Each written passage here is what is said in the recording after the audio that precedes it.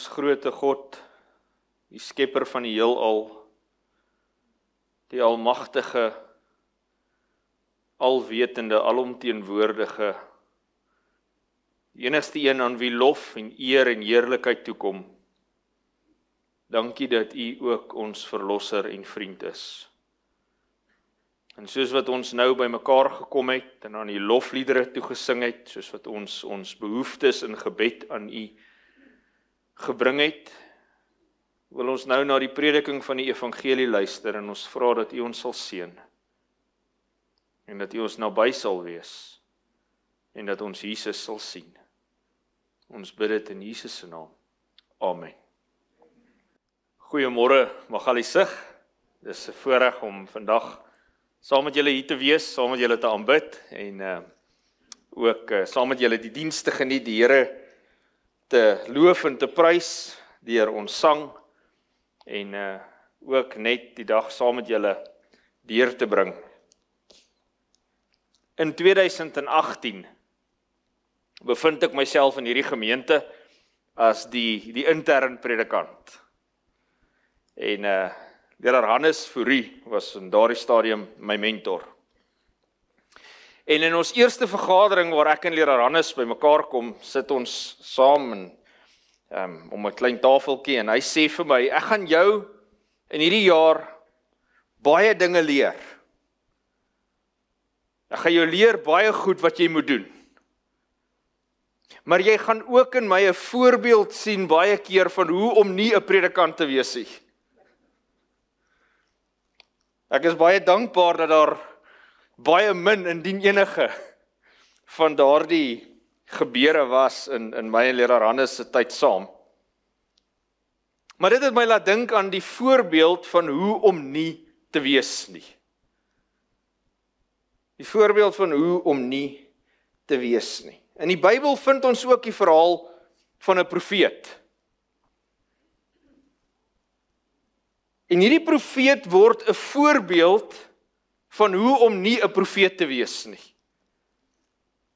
En daardie profeet se naam is Jona.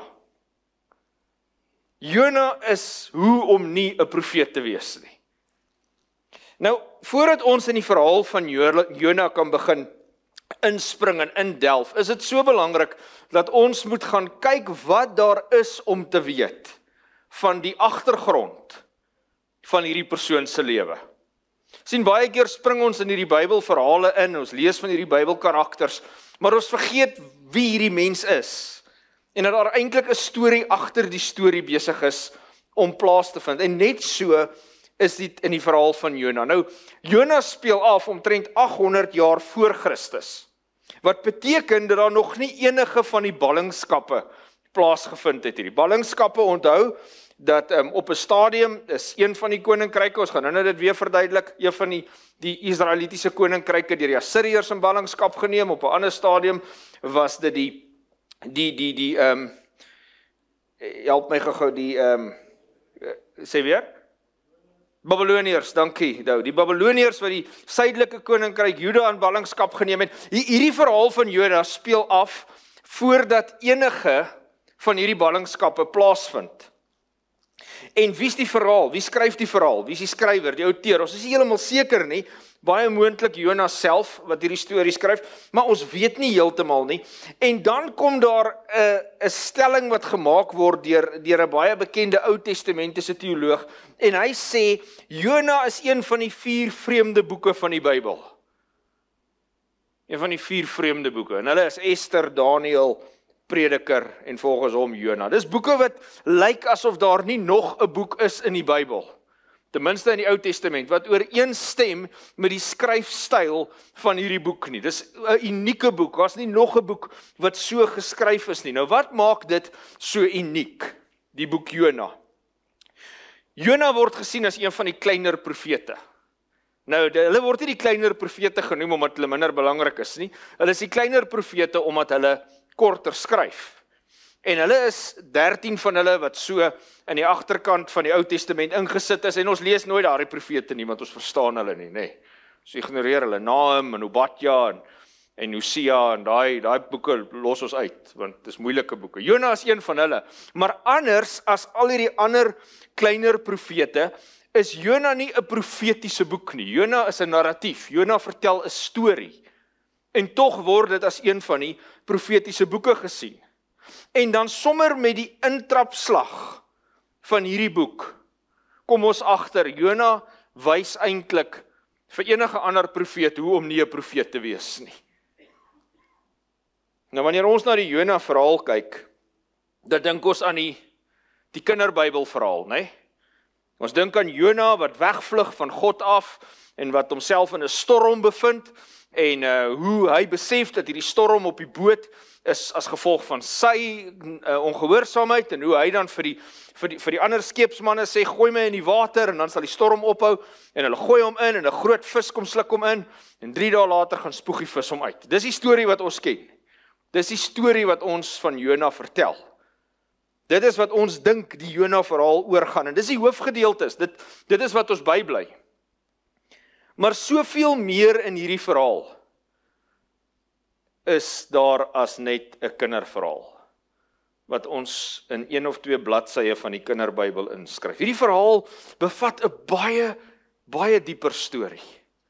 Hierdie verhaal bevat die storie van God en sy kinders. Hierdie verhaal bevat die storie van God en die mensdom.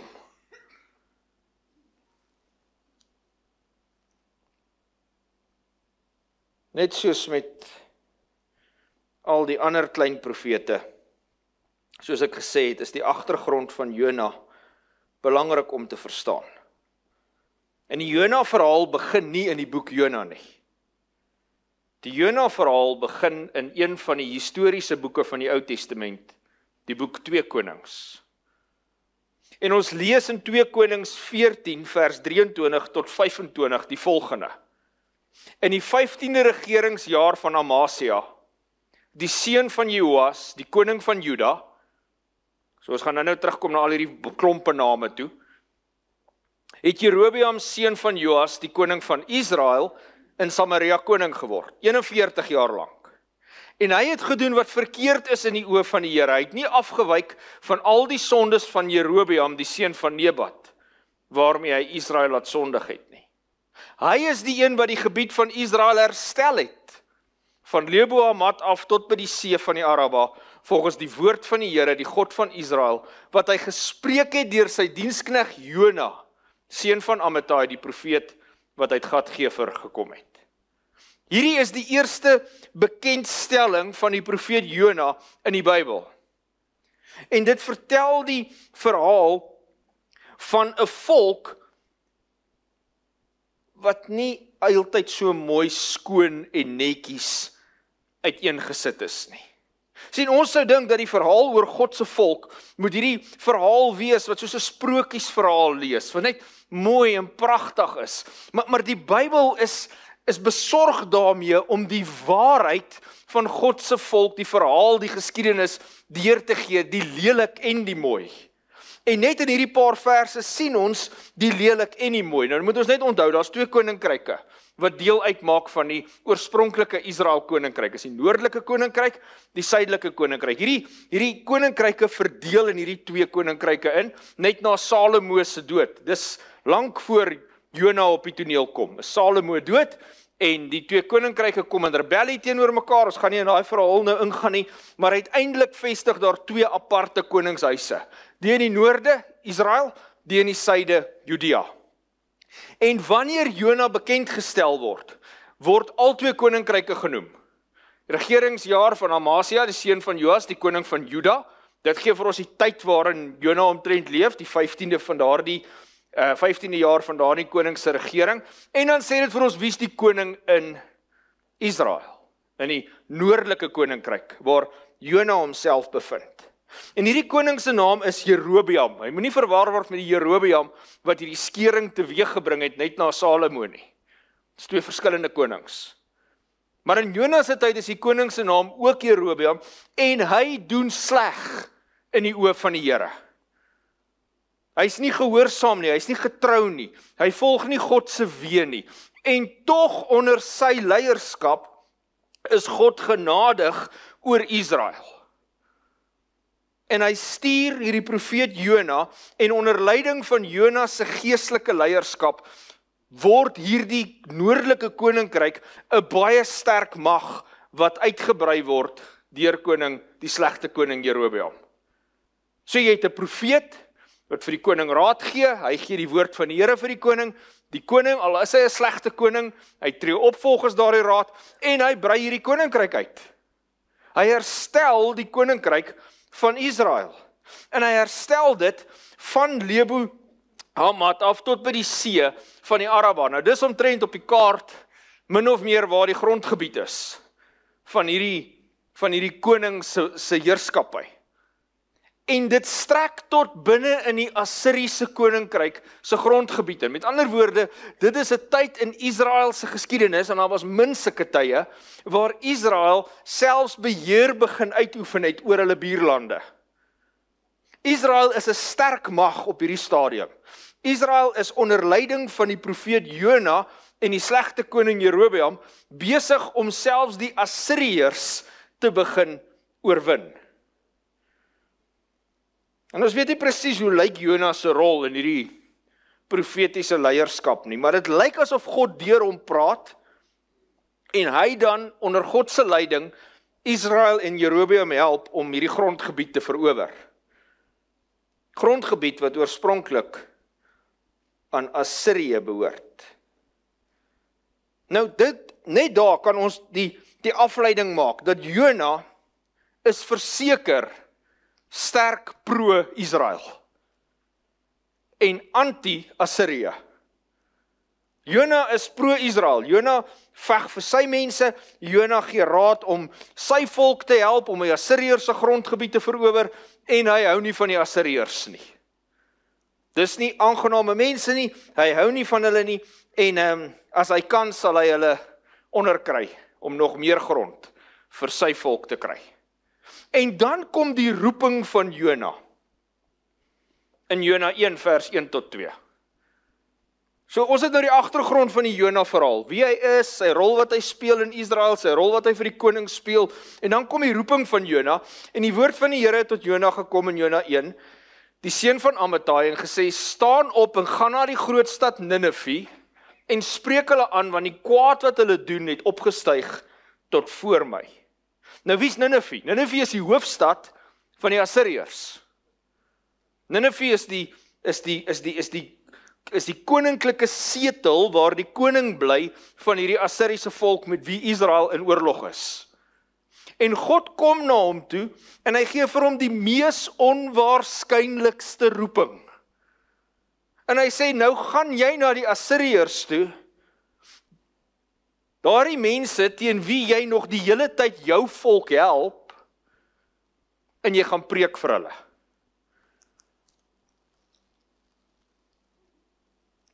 God sê vir Jona, die sonde van Ninive moet aangespreek word. Maar hy sê nie vir hom, gaan maak oorlog nie. Hy sê nie vir hom, gaan wis daar die stad uit, vat vir jou 'n weermag saam en gaan vat die hele Ninive as ballinge nie. Kon God dit doen? Absoluut. God laat val die mure van Jericho. God kon dit vir Jona gesê het. Hy sê nie, gaan met 'n sterk leer en gaan omsingel die stad en maak seker dat hulle sonde tot 'n einde kom nie. Nee, hy sê vir Jona, gaan jy alleen en gaan preek vir die stad. En Jona kan onmoontlik hieraan voldoen. Want wat sal Israel sê? Wat sal sy mense sê van hom as 'n profeet, as hy besluit om aan God gehoorsaam te wees? Wat sal Israel sê as hy wat hierdie sterk ondersteuner van Israel, hierdie pro-Israelie was, wat nou sê, nee, ek gaan nou vir Ninive preek. Stop uit gou die oorlog teen die Assiriërs, ek wil eers vir hulle gaan preek. Hoe sal dit afgaan Hy is dan die een wat hulle lei teen die Assiriërs. Wat wil hy nou vir hulle gaan loop staan en preek? Nee, dis nie 'n opsie nie. Dis nie 'n opsie nie. Jona besluit nie, hy vlug. Jona gaan weghardloop, hy vlug en hy kom in die storm op die see en hy kom in die water en hy kom in die vis en hy kom uiteindelik op die strand en God sê vir hom, jy gaan Ninive toe.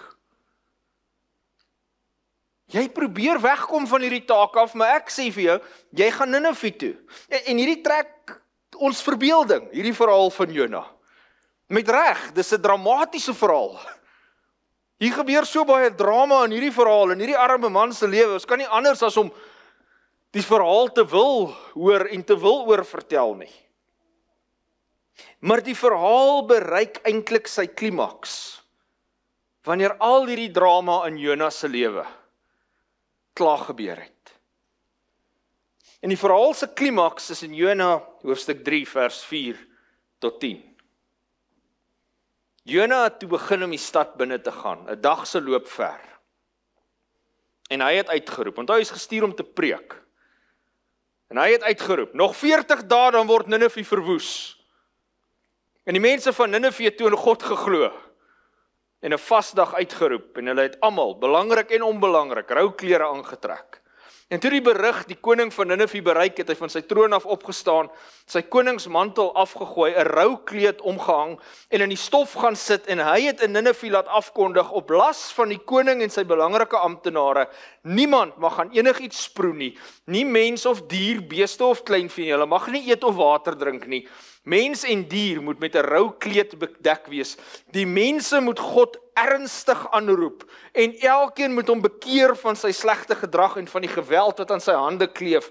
Wie weet, dalk sal God terugdraai en berou hê, weg van sy gloeiende toorn, sodat ons nie vergaan nie.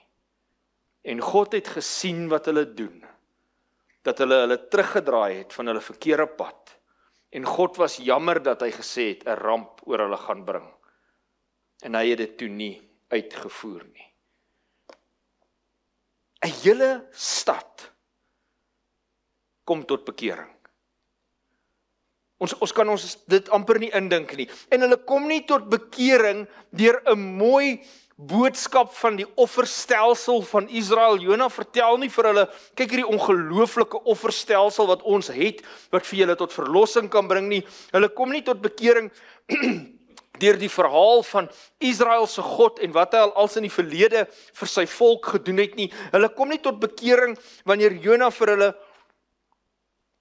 die pragtige diep teologie van God se tempel uitlê en hoe Salomo hierdie tempel gebou het met hierdie doel vir aanbidding nie. Hulle kom nie tot bekering oor die skepingsverhaal van die God wat hemel en aarde geskep het nie. Nee, Jona preek nie oor die verlossingswerk van sy God nie. Hy sê eenvoudig vir hulle, dis te laat vir julle. God gaan julle uitwis. 40 dae. Dan is hierdie stad daarmee heen. En ek glo in my hart, dat dit wat in Ninive gebeur, sonder twyfel, die werk van die Heilige Gees in haar hele stad moes wees. Want niemand kom tot bekering oor so preek nie. Mense bekeer hulle nie, as jy hulle nader met 'n veroordelende gesindheid nie. Niemand wil anders wees, as jy vir hulle vertel hoe sleg is hulle, en hoe sleg hulle voor God is nie. En hier kom hierdie hele stad tot bekering, 'n stad wat basies niks weet nie. Niks van God weet nie. Hulle weet nie wie hierdie God is waarvan Jona praat nie, maar iets in hulle dryf hulle om te sê, ons wil daardie God dien. Hulle weet niks van besnydenis nie. Die Sabbat is vir hulle vreemd. Hulle het nog nooit gehoor van rein en onrein kos nie. Hulle weet nie wat is tiende nie. Hulle weet nie wie's Abraham, Isak en Jakob en Moses en Dawid. Hulle weet niks. Hulle weet nie wie hierdie God is nie. Hulle ken nie sy verhaal nie. Maar hulle weet iets in hulle hart motiveer en dryf hulle om te besef dat hulle 'n behoefte het aan hierdie God van wie Jona praat. En daardie iets dryf hulle, groot, klein, ryk, arm, koning, almal, die hele stad, tot bekering. En wat daar die bekering presies behels het in die konteks van Nineve, is ek nie seker nie, maar ten minste lees ons dat hulle slegte praktyke afgelê het. Dat die koning sê, hierdie verskriklike goed wat julle mee besig is, om julle stop. Nou, die Assiriërs staan in die geskiedenis van hierdie wêreld bekend as een van die wreedste volke wat nog ooit geleef het. Hulle was gewelddadig en wreed en het niks van geweld gedink nie. Hulle het niks daarvan gedink om ander mense op die wreedste maniere dood te maak en te martel nie. En die koning van Assirië, die een wat aan die hoof van al hierdie wreedheid sit, hy sê vir die res van die stad, kom ons hou op hiermee. Kom ons stop hierdie geweld. Kom ons keer na die God van Jona toe. Selfs in hulle verdraaide godsbeskouing, waar hulle God as 'n wreedaard beskou, en kan 'n mens hulle kwaadlik neem, want dit is hoe hulle geleef het. Selfs in daardie verdraaide godsbeskouing, werk die Heilige Gees in hulle harte. En die ongelooflike wonderwerk van 'n stadsbekering vind plaas. En dit is seker een van die mees suksesvolste predikers in die geskiedenis van hierdie wêreld is Jona. Geen een van die ander predikers, geen een van die ander profete in die Ou Testament behaal hierdie tipe sukses met bekering nie. En 'n mens sou dink dat hy moes op en afspring van blydskap oor hierdie sukses. Maar helaas lees ons, dit het Jona erg ontstel. En hy het kwaad geword. En hy bid toe tot die Here en sê, ag Here, is dit nie wat ek gesê het toe ek nog in my land was nie? Ek het geweet hierdie ding gaan gebeur. Ek het geweet jy gaan hierdie ding doen. Daarom het ek toe ek nog in my land was, of daarom het ek vroegtydig na Tarsus gevlug, want ek het geweet dat U 'n genadige en barmhartige God is, 'n geduldig en oorvloedig in troue liefde, 'n God wat berou het oor die onheil. Here, neem dan nou maar eerder my lewe van my af weg, want is beter om te sterf as om te leef. Hoe om nie 'n profeet te wees nie. Vir 'n Christen prediker is hierdie teks onverstaanbaar. Ons hele sending op aarde is om bekeerlinge te maak. En Jona is kwaad. Die ding wat hom die gelukkigste moet maak op hierdie aarde, is die ding wat hom kwaad maak. En ons vind interessante woordspeling hier in hierdie teks. Daai ding wat sê, dit het Jona erg ontstel, daai woord ontstel, is dieselfde woord as wat ons in Jona 1 vers 2 lees. Want die kwaad wat hulle doen, het opgestyg tot voor my. Die skrywer van Jona is baie, baie goed met hierdie woordspeling. Nou die woord wat daar gebruik word, vir al twee hierdie woorde is raha, in Hebreëus is soos 'n amper asemhale raha, en dit beteken boos, of sleg doen. En wat God hier doen, is in Jona se oë 'n bose ding. God is besig om sleg te doen in Jona se oë. Dis hoe ver hy dit vat. Hy's ontsteld oor hoe boos God optree wanneer hy die Assiriërs tot bekering bring. Jona se politieke uitkyk oorheers sy profetiese roeping. Jona se politiek, dit wat hy glo van sy volk en wat met sy volk moet gebeur, oorheers sy godsbeskouing. Want jy sien, God moet mos die mense haat wat ons haat. Die mense van wie ons nie hou nie, God hou ook mos nie van hulle nie. Nee, die mense wat ons 'n probleem mee het, God het 'n probleem met hulle ook. Dit is hoe Jona dit beskou, en Jona sê, ek het geweet wie U is. Ek het geweet wat U is. Ek het geweet hoe U is. Ek het geweet dat U meer genade met mense het as wat ek het. Dat U meer liefde vir die Assiriërs het as wat ons vir hulle het. Ek het geweet dat ons wil hulle uitwis, maar U wil hulle red. Ek het geweet, en dis hoekom ek eerder wou weghardloop. Want U sien, U het my eintlik, in daai verhaal in 2 Konings, U het my eintlik geroep vir 'n profeet vir my mense, né? Ek is geroep om my mense te help. Om my mense te help, om hierdie mense te oorwin. Ek was nie geroep om vir die Assiriërs te preek nie, en hoe moet ek nou van hier af teruggaan Israel toe, en my mense in die oë gaan kyk, na dit wat hier gebeur het? Hoe kan my mense nou hierdie mense kom aanval, nadat hulle U aangeneem het? Dit sal vir my die grootste vernedering wees, laat my eerder doodgaan. Ek kan nie hierdie aanvaar nie, dit wat U hier gedoen het, laat my eerder doodgaan. En dan lees ons in antieke boekrolle van die Ou Testament, dit word genoem die dooie seerolle, lees ons dat die skribas wat die dooie seerolle oorvertaal het, skryf daar pause. Hulle skryf daar, vat hier 'n pause. Met ander woorde, stop net vir 'n oomblik in die verhaal. En dink net 'n bietjie. Plaas jouself net 'n oomblik in Jonas se skoene. Jy probeer jou bes om nie te doen wat God wil hê met hierdie mense moet gebeur nie. Jy gaan preek nie vir hulle nie, jy sê net vir hulle, dis verby met hulle. En hulle kom tot bekering en nou moet jy teruggaan. Nee, Here, ek sal eerder doodgaan. Maar God is nog nie klaar met Jona nie. Want hierdie genadige, barmhartige, geduldige, liefdevolle God wil vir Jona laat verstaan waaroor Israel eintlik gaan. Jona maak vir hom 'n skuiling en hy sit daar in top oor die bose genade van God. En woeps, in 'n paar uur se tyd, voor die hitte van die dag, lees ons in vers 6 toe, het die Here 'n kasterolieplant beskik om oor Jona op te kom vir 'n skaduwee oor sy kop, en om hom van sy onvergenoegdheid te bevry.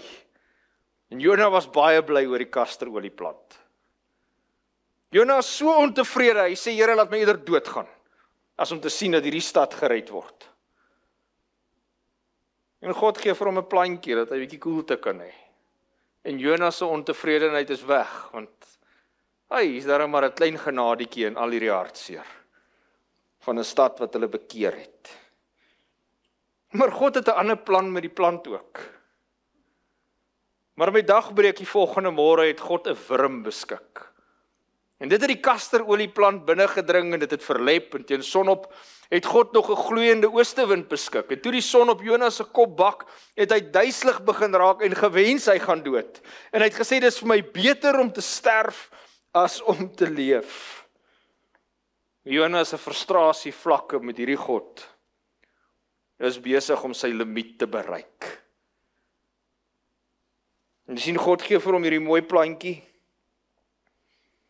en dan maak God die plant dood.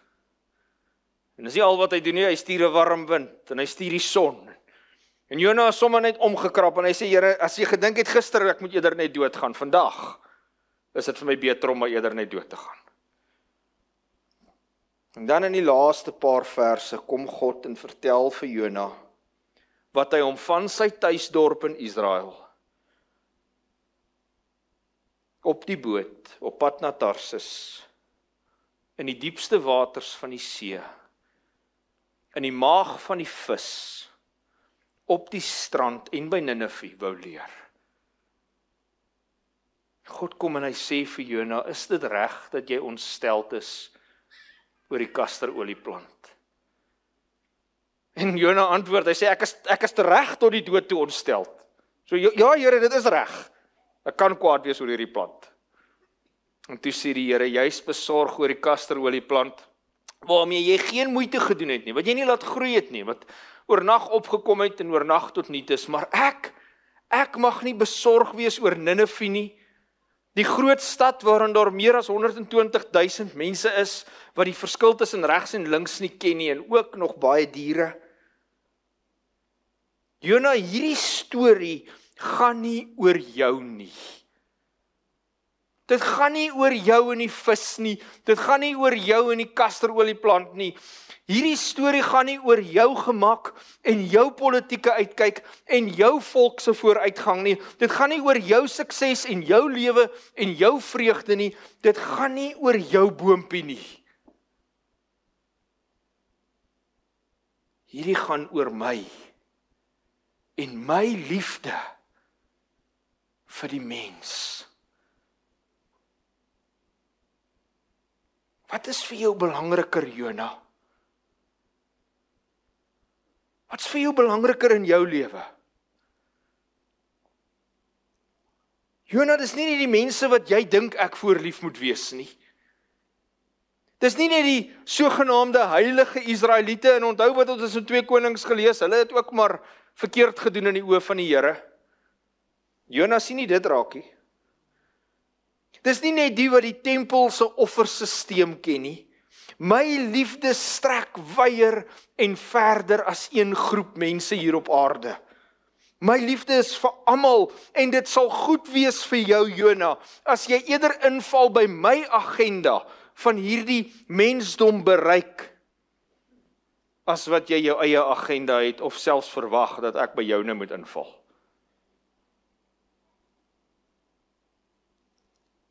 Dis 'n Joodse skryfstyl om baie keer die verhale, ons sien dit in baie van die Bybelverhale, op 'n mespunt te los. Ons weet nie regtig wat gebeur hierna nie. Die skrywer laat dit oor aan die leser om te wonder oor wat daarna gebeur. En wat Jona se reaksie verder was op hierdie gesprek met God, weet ons nie. Maar God het sy punt hard en duidelik gemaak. Die boodskap van die boek Jona het uitgekom.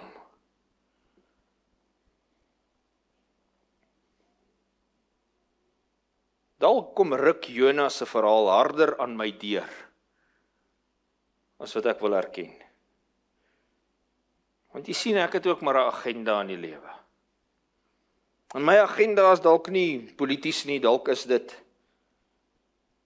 Maar wanneer ek deur die lewe gaan, is daar ook mense wat ek dink beter is as ander. Belangriker is as ander. 'n beter plek het as ander. Daar is hulle wat ek glo beter is as die res. En dit is gewoonlik hulle wat soos ek lyk, en soos ek praat, en soos ek glo, en soos ek dink, en soos ek doen. En ek gee nie om vir hulle voordeel te werk nie. Ek gee nie om vir daardie mense tot diens te wees nie. Want dis my mense, en ek hou van hulle. En dis my volk, en dis my taal, en dis my kerk, en dis my familie. Dis my mense. Ek werk graag tussen hulle. En ek praat graag by hulle oor hoe goed die Here is. En hoe hy mense wil red. En hoe genadig en barmhartig en geduldig en liefdevol hy is. Daardie mense wat soos ek is. Hierdie Jona verhaal het nog altyd die Joodse volk 'n bietjie ongemaklik gelaat. Ons het nog altyd gegaan na die fokus, die vis en Jona se redding. Die Jode het ook graag daarop gefokus. Gaan omtrent 800 jaar van Jona af vorentoe.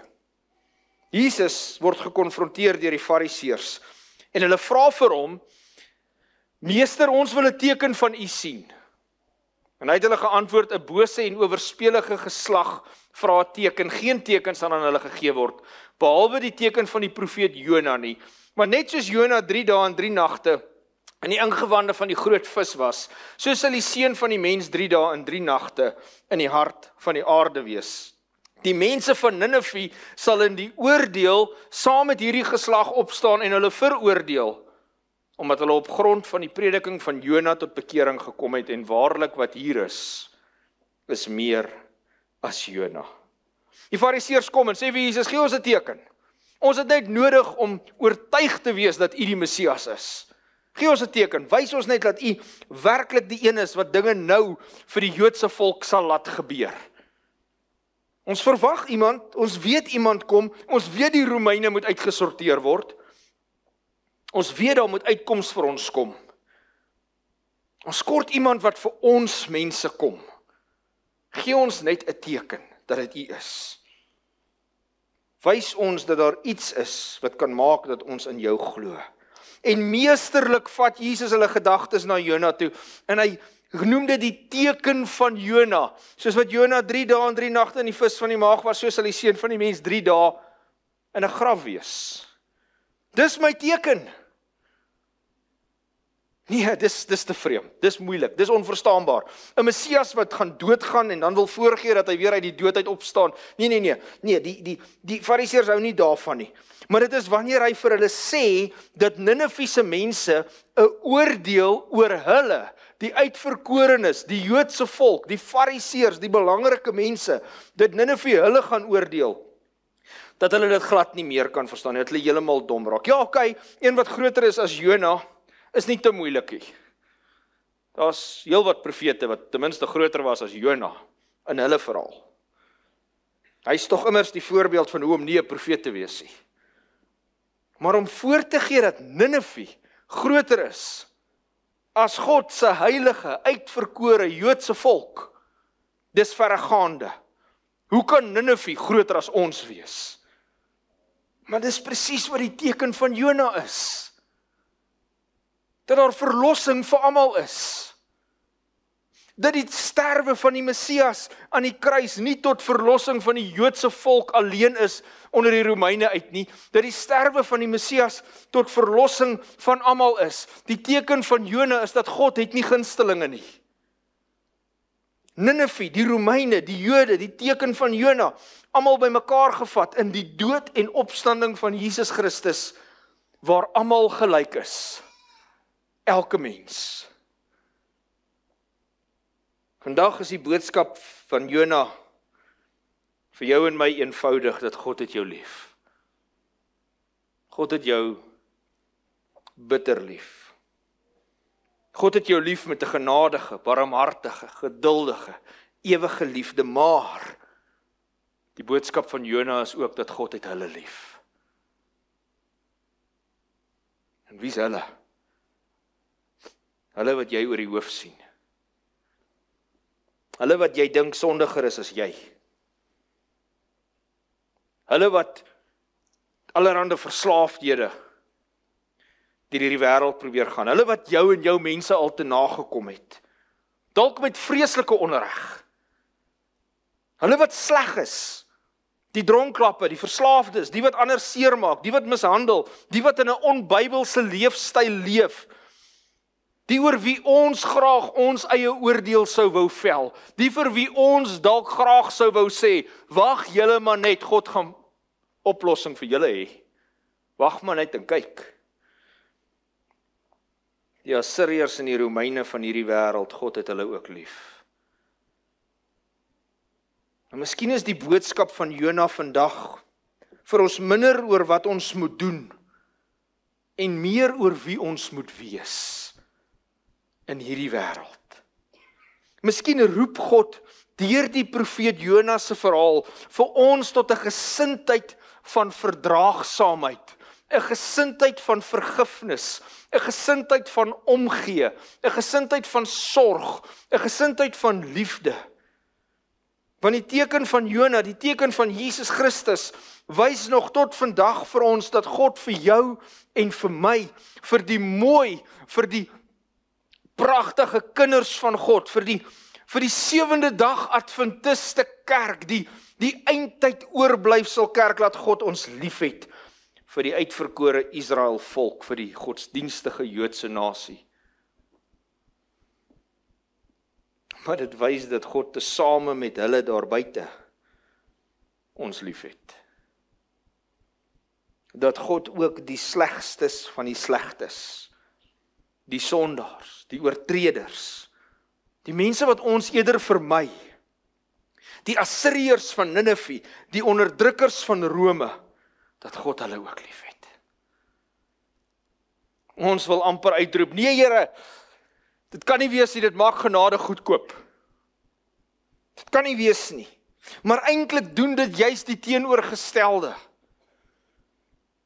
Want hy het 'n duur prys betaal vir alle mense.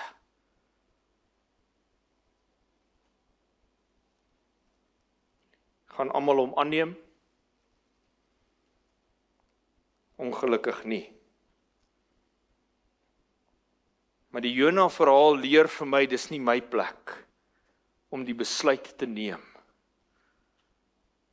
oor wie daar hoort en wie nie. Die Jona verhaal leer vir my dat ek moet in aanvaarding en liefde en omgee leef vir alle mense. Beteken dit goedkeuring? Beteken aanvaarding en liefde en omgee goedkeuring? Nee, glad nie. Dit beteken wel dat mense vir ons meer is as die sondes wat hulle doen. Sien, want baie keer is daardie mense se sondes maar net anders as ons. Nineve se mense was so ver van God soos wat hulle kon wees. Maar in daardie verte, sonder enige kennis, sonder enige diep godsdienstige belewenis, sonder die regte aksies en die regte dade by die tempel wat vir hulle verlossing sou wees, dis daar waar God se liefde tot hulle harte dring. Miskien is Jona daar vir ons om te onthou dat God na niks anders kyk as die mens se hart nie. Presies dit wat ons nie kan sien nie, is juis wat God na kyk. Jona se storie vertel die verhaal tussen al die profete oor hoe om nie 'n profeet te wees nie. Dalk vertel dit vandag vir ons die verhaal hoe om nie 'n Christen te wees nie.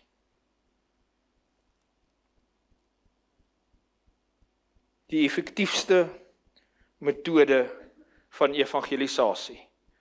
Ministry of Healing, bladsy 470 sê, 'n liefdevolle en geliefde Christen is die effektiefste getuienis vir die evangelie.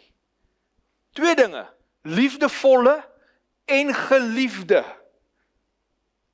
Met ander woorde, is baie maklik om mense lief te hê, maar ons maak dit partykeer moeilik dat mense ons liefhet.